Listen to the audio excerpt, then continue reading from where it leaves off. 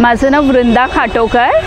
मी आहे तर कोकणातली, पण माझी सासू जुन्नरची आहे. आळेफाटा तिकडेच येतं आणि त्यामुळे तिकडची भाजी तर लग्न 20 वर्ष झाले. 20 वर्षापासून मी त्या बाजूची भाजी घेते आणि ती सोय मला माझ्या घराच्या जवळ भेटते, याचा मला फार आनंद होतो आहे. आणि देवकर यांनी आम्हाला मदत पण केलेली. करोना काळामध्ये आम्ही 2 महिने जुन्नरलाच होतो, तर आमच्या घरातनं सामान आणून देण्याची सोय त्यांनी आम्हाला केलेली तिथे.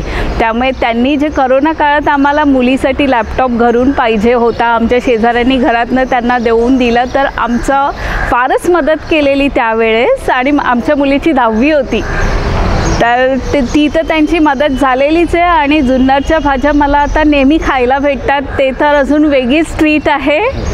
आणि तिकडची स्पेशली त्यांची भेळ, जी आम्ही तिकडून येताना घेऊन यायचो, भाज्या आणि भेळ, ते आम्हाला इथे नेहमी अवेलेबल झालेलं आहे.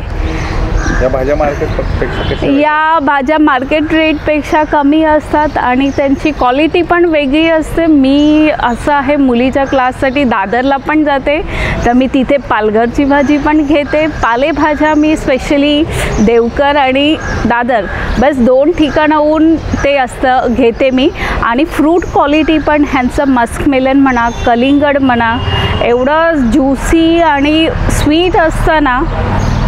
सो मी हे 20 वर्ष ह्या जे गावावरनं इथे महिन्यातनं किंवा 4 महिन्यातनं एकदा यायची वस्तू मला इथे दर आठवड्याला भेटते ह्यांच्यामुळे.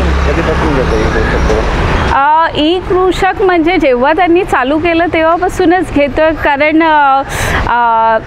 सांगितलं ना, आमच्या गावची भाजी आम्हाला दर आठवड्याला भेटते इथे. अजून ती सोय काय घेता म्हणजे भाजी सोडून? भाजी सोडून म्हणजे मी फळं घेते, टमॅटोज घेते, परत अजून कोबी, फ्लावर, फरसबी, ते जे कोवळं असणं आणि जे असतं ते इकडच्या भाजीवाल्यांपेक्षा म्हणजे चांगलं आहे.